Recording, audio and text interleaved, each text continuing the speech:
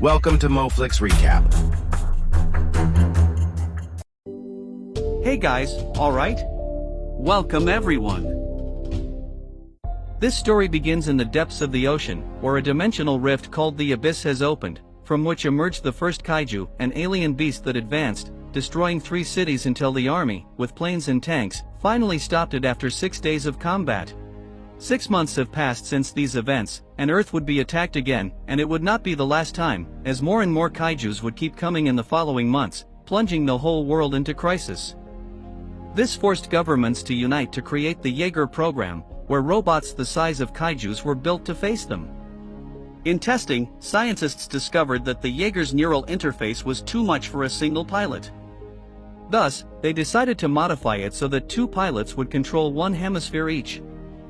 Thanks to this, they began to win battles, turning pilots into heroes and kaijus into merchandise, as the world now felt safe. One day, at the Alaska base, we meet pilots Raleigh Beckett and his brother Yancey, who are called to respond to an alert of a Category 3 kaiju approaching. While preparing to pilot their Jaeger, we meet the Chief of Systems, Tendo Choi, and the leader of the program, Marshall Stacker, overseeing everything. Once connected, after performing the neural link, where both enter each other's minds to bond as one, we see the brothers Jaeger, called Gypsy Danger, advancing through the ocean with the mission to defend the port 16 kilometers off the coast. A boat stuck in the storm has problems, as suddenly, in front of them, emerges the kaiju. However, disobeying their orders, Gypsy arrives to rescue the boat and start the battle right there. The fight begins with good punches and even shooting with its plasma cannon, and for a moment it seems they have defeated the beast, but after the base informs that the kaiju is still alive and unseen, it lunges at them. Gypsy tries to use the cannon again, but this time the kaiju is faster, rips off Jaeger's arm, and before they can think of a plan, the monster pierces the helmet's hull and takes Yancey. With no options, Raleigh uses his will to attack and, although continuing to receive damage, manages to use his other arm cannon to blow the kaiju's head off, leaving Gypsy without energy and unable to communicate with the base. The next day, when an old man and a child were looking for treasures in the ice on the coast, they end up witnessing how Beckett brings Gypsy with his last strength. 5 years later, humanity began to lose battles, as kaijus appeared more and more frequently, leading the UN to cancel the Jaeger program, leaving only 8 more months of funding, as they would use the funds to build a coastal wall in Alaska. In the construction of one of these walls, we see Beckett again, who now earns a living as a common worker. At lunchtime, he watches on television that a kaiju crossed one of the walls as if it were nothing but was defeated by pilots Jack and Herc Hansen aboard the Striker Eureka and their missiles. Just there, he receives a visit from the Marshal, who offers him to return as a pilot of Gypsy, as they rebuilt it, but sees that he refuses, as he does not want anyone else in his head after his brother's death. However, the Marshal gives him a speech about the end of the world and how it is better to die fighting than to die watching, and thus convinces him. Once they arrive at the last standing base, the Hong Kong base, he meets Mako Mori, who chooses the candidates to co-pilot Gypsy. Upon entering, he meets the research team, formed by Dr. Newton Geisler, a lover of numbers, and a physicist named Gottlieb. The tour of the facilities continues through the workshop, where he observes how the Jaegers still in operation are in repair and maintenance. Here, we see the Crimson Typhoon piloted by the Wei Tang triplets, the T-90 Cherno Alpha piloted by Sasha and Alexis Kaidanovsky, and finally, they meet the Hansen father and son in person. After the introductions, the Marshal reveals that the ultimate plan will be to install a thermonuclear head in the Abyss to close it. After doing his calculations, Gottlieb explains to the Marshal that, in the near future, kaijus will appear every week, then every 8 hours, and so on until double attacks arrive every 4 minutes. But there is still hope, as he managed to predict that it is possible to open the doors of the Abyss to enter and drop the bomb. Newton interrupts to say that, according to his research, the kaijus are clones and that, with the fragment of the brain he possesses, they can connect and discover exactly how to enter the Abyss. However, everyone finds the idea too absurd, so they dismiss him. When Mako was showing the new Gypsy, Beckett meets Choi again. There he discovers that, although Mako is the most qualified to be a pilot, the Marshal has forbidden her to do so for some reason. Later, Beckett meets Jack, who immediately makes it clear that he considers him just a hindrance. In the afternoon the co-pilot tests begin, but none of them manage to defeat Beckett. Seeing this, he gets permission from the marshal to face Mako, who claims she can beat him. She proves to be slightly surpassed, as it all ends in a tie, and that's why Beckett chooses her, but the marshal immediately rejects her. Beckett doesn't understand why such obedience, and, although he tries to find out, Mako just says she must respect the marshal. Soon we would discover that the marshal is very sick. Meanwhile, in the world, protests occur due to the cancellation of the Jaeger program. In the laboratory, Newton decides to take a risk and connects to the kaiju's brain, managing to enter the connected mind of these creatures. Before dying, Gottlieb disconnects him. On the other hand, Mako is visited by the marshal, who, after thinking, gives her permission to pilot. Thus, she reaches Gypsy, where she reunites with Beckett, and already connected, they begin the neural link and successfully bond. Then the marshal goes to see Newton's situation. Newton explains that, when he connected to the kaiju's brain, he saw how everything follows orders, and they are colonization beasts sent by their superiors called the Precursors, who came to consume Earth and had actually been there during the dinosaur era, but the atmosphere forced them to wait until the world was sufficiently polluted. The marshal asks for more information and, as he does not obtain another brain, sends him with one of his black market contacts, Hannibal Chow. Meanwhile, in the training, Beckett has a memory of his brother that destabilizes them, and although he returns, we see that Mako does not, as she is reliving the exact day a kaiju attacked her city, killed her family, and pursued her. This makes her unconsciously activate the plasma cannon. Beckett tries to make her regain consciousness while a Jaeger has just arrived, but Mako is out of control, so to stop her, Tendochoi must cut off the power supply. After the incident, Jack openly complains about Mako and, when he has her in front of him, says she should have a leash to be controlled. This makes Beckett hit him, starting a fight that he wins without difficulty. After that, the marshal informs that Mako can no longer be a pilot for everyone's safety, but Beckett knows very well why he is removing her from the program, as he has been in her memory. Thus, we discover that on the day the Jaeger that saved Mako was piloted by the marshal, he adopted her as his daughter. But the marshal does not want to know anything in orders to follow his orders or leave. Having said that, Beckett and Mako meet again at lunch. There he apologizes for not having warned her about the risks of the first link. Suddenly the entire base is alerted about a Category 4 kaiju leaving the abyss straight for Hong Kong. The marshal sends all the Jaegers, except Gypsy, to protect the coast. On the other hand, Newton, who following the indications of the marshal's card, arrives at Hannibal Chow's base. There he asks for a brain, which he needs to connect again to a kaiju.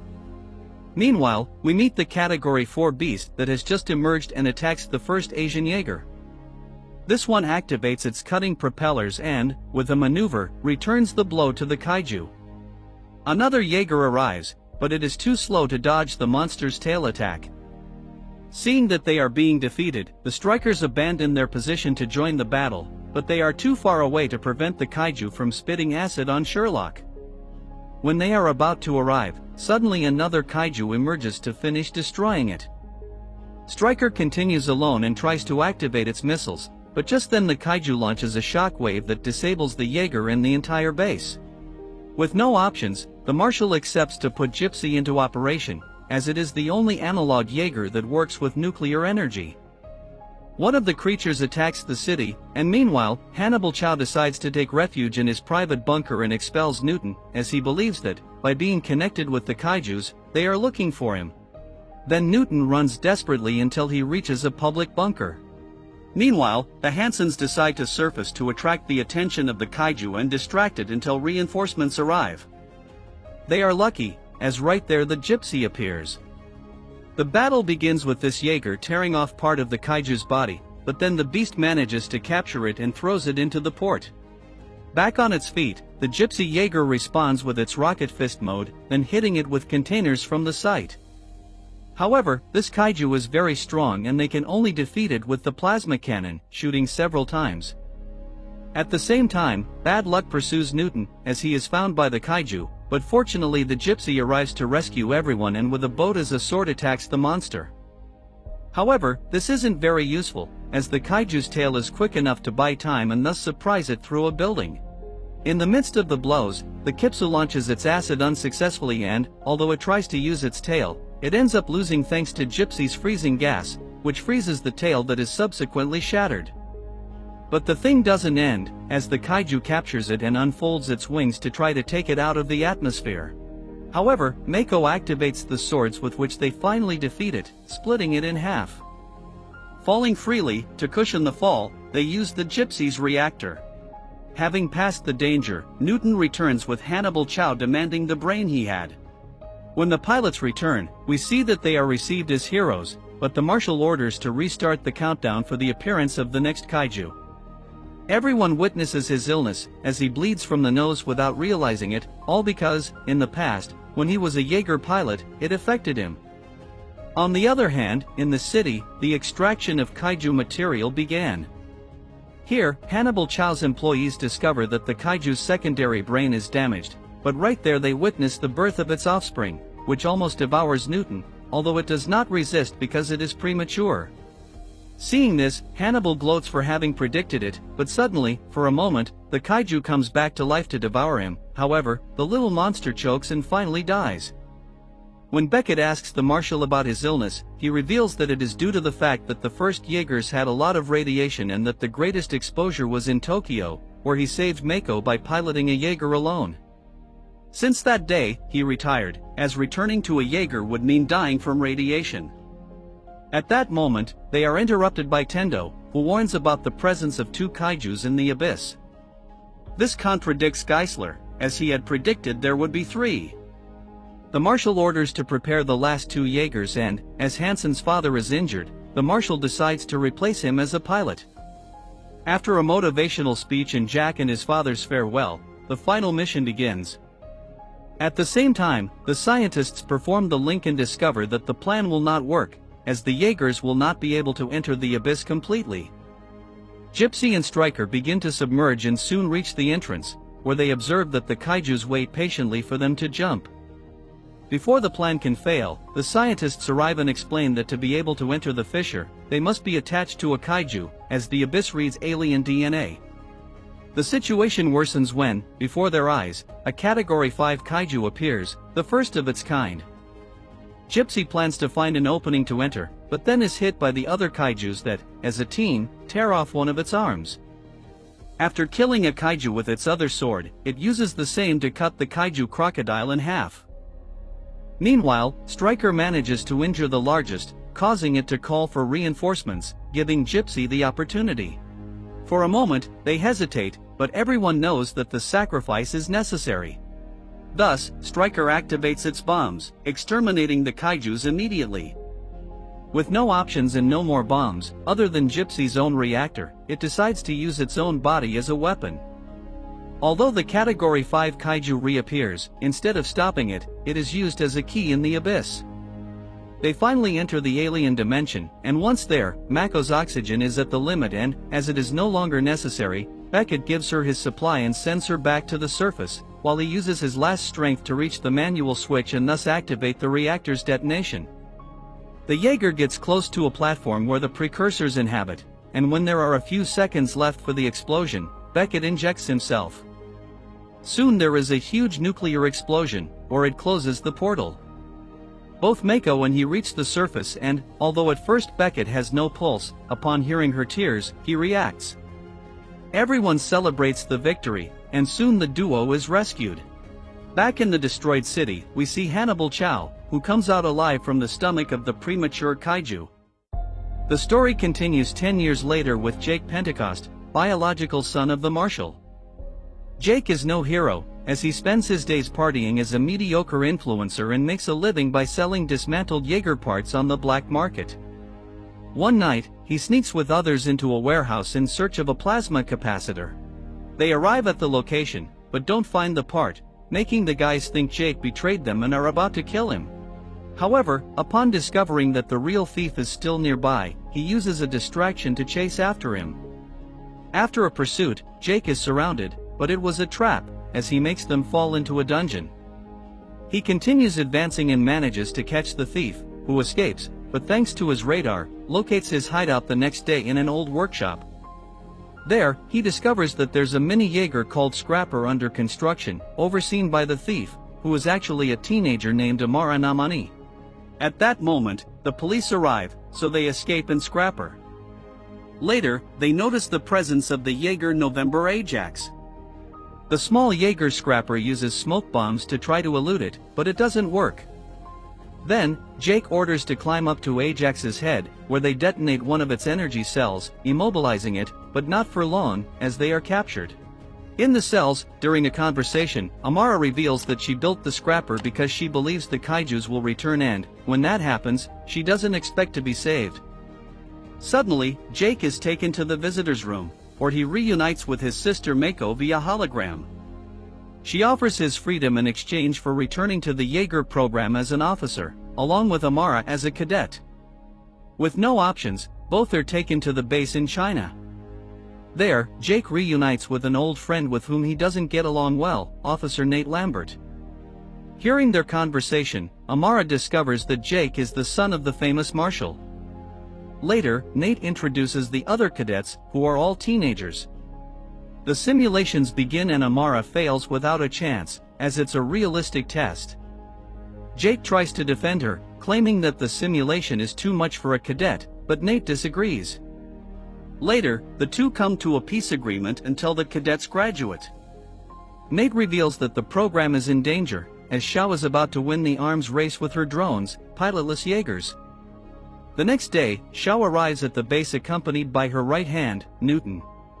He reunites with Herman, who takes him to his laboratory to show him his latest project, where he plans to implant kaiju blood propellers in the Jaegers, as such fluid reacts when in contact with other rare elements on Earth.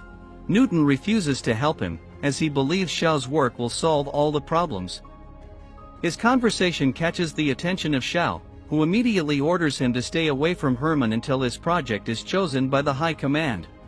Later, Xiao presents the functioning of her drones, claiming they are the best option. Meanwhile, Mako reveals to Jake that she plans to vote against it and wants him piloting the Gypsy as one of the honor guards on voting day. The day arrives, and the Gypsy lands piloted by Jake and Nate, while Mako approaches in a helicopter. However, moments after Xiao's arrival, a hostile Jaeger out of control called Obsidian Fury emerges from the sea and attacks with missiles. Mako discovers something about Obsidian's energy, but it blocks her communication before she can tell Jake. Thus begins the battle between the Jaegers, with the Gypsy being so beaten that it needs to draw the sword. Obsidian has two swords and they are in flames. The Jaegers fight, and in the fight between the two, Mako's helicopter is hit and begins to fall. Then the Gypsy uses its gravity wave to immobilize Obsidian and go after her, who had just sent important information. Unfortunately, Gypsy doesn't arrive in time and Mako dies. When Obsidian sees that there are more Jaegers on the way, it decides to retreat. Later, when Jake remembers his sister, he finds Amara practicing the neural link, still unsuccessfully. Jake, now more compassionate, decides to help her by connecting with her. Thanks to their memories, we discover that Amara lost her family in a kaiju attack, when they were all crushed. All this is too much for her, so she fails again. Shortly after, Jake attends a meeting where Herman manages to decode Mako's message, but still doesn't know what it means. Meanwhile, Xiao informs Newton that his project has been approved and that it needs to be implemented in 48 hours. Then, he orders Newton to work overtime like any Chinese. After these events, Newton returns home and we discover that he now lives with the kaiju brain, which he treats as a girlfriend and even has sensory relations with it. At the barracks, differences among the cadets start to be noticed, as Cadet Victoria's jealousy leads to a fight. The argument with Amara doesn't last long, as Nate arrives to put things in order, in honor of the late Mako. Moments later, Herman informs that he has decoded Mako's message, which is the location of an abandoned base in Siberia. To investigate further, Gypsy is sent there, where it soon encounters the Obsidian Jigger, more focused on destroying the base than on them. The battle resumes with Gypsy pushing it through a fissure. They resurface from the ice, and Obsidian uses its energy core to attack, forcing Gypsy to take refuge in the water. From there, it uses bombs to also submerge Obsidian and surprise it. The hits continue on the surface, where Jake and Nate perform an old maneuver with which they manage to damage Obsidian.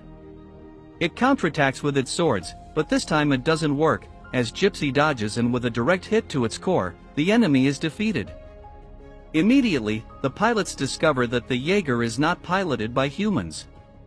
Analyzing it, Herman explains that it is a kaiju brain, which seems to have been created on Earth by humans. Amara, very curious, disobeys orders and convinces her colleagues to infiltrate Obsidian. It all ends badly, as one of them is burned by the gastric juices in the Jaeger's wiring.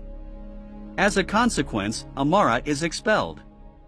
Here, Jake gives her a speech about how only she can define how much she is worth, not the opinion of others. However, before leaving, she mentions that she discovered that Obsidian has Shadow Industries technology, as she recognized the peculiar left-side wiring. With this information, Jake, Nate, and Herman start to act to uncover the truth. Meanwhile, at Shadow Industries, just when the program reaches 100%, Newton witnesses as he loses control of two of his drones, which have just arrived at the junior base. They show being dominated by kaiju genetics, and soon the entire armor is consumed by the alien growing inside it. Amid the panic, Newton reunites with Herman, who believes that the killer drones were built by Shao behind his back. But before continuing speaking, they are found by Shadow Industries guards. Meanwhile, we see that at the base the active Jaegers are easily defeated, as they don't have time to react. Back with the scientists, they act a bit and manage to free themselves from the guards, reaching and taking over the laboratory. But here, Herman discovers that the culprit of everything is Newton, as he has just deployed his other drones to start opening abysses along the Pacific coast. At the base, everything gets worse and worse, as one of the attacks kills the program leader, Marshal Wan, and everyone wonders what the hell happened. It turns out that Newton, having this sensory relationship with the kaijus and being connected to the brain, ended up being manipulated by them without realizing it. Amidst the revelations, we see when Newton, controlled by the precursors, was about to kill Herman, but Shao appears and saves Herman. Actually, she was about to shoot him, but Herman feels pity and avoids it, allowing him to escape. Then, she informs everything to Jake and, thanks to Shao, they manage to deactivate all the drones before being crushed, and dozens of kaijus crossed the abysses, although they couldn't prevent some kaiju from crossing in time on the eastern coast.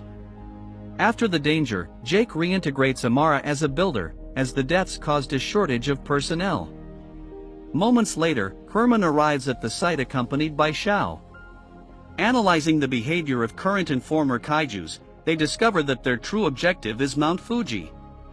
In Japan, where there is an abundance of rare elements that react with kaiju blood, Herman understands that if the kaijus reach it, they will contaminate the atmosphere so rapidly that all life will be extinguished.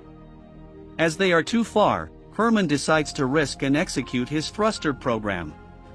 As most pilots are dead, the cadets are promoted to officers to go to war. Thus, the last 4 Jaegers are injected as space rockets and head to Japan. Meanwhile, the kaiju destroys everything in sight.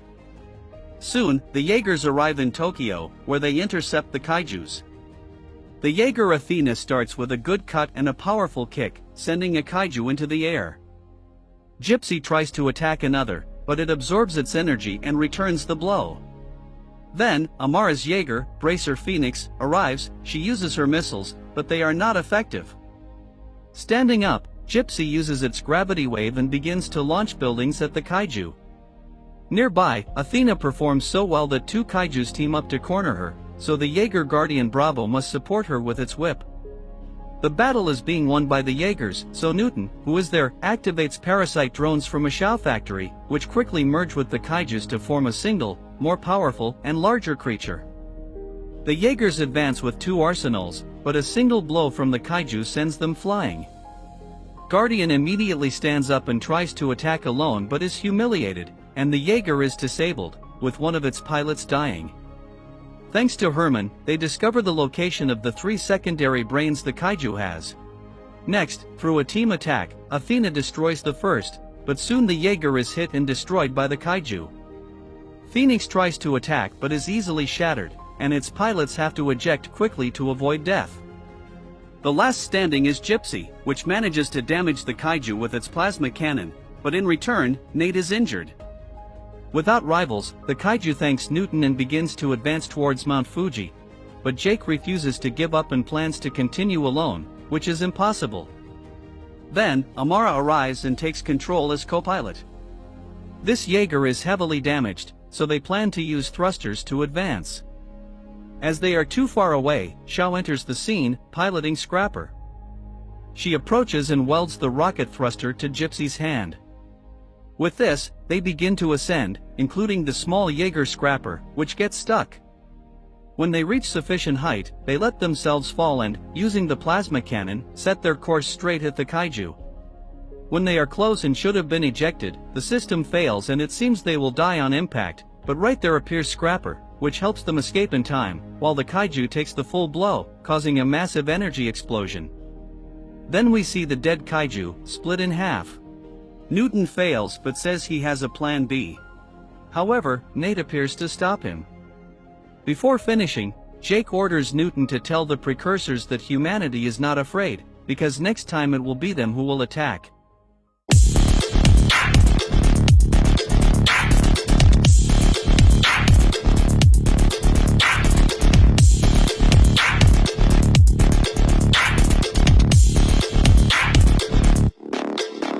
Thanks for watching, and we can't wait to see you in the next recap. Keep watching, keep enjoying, and welcome to Moflix.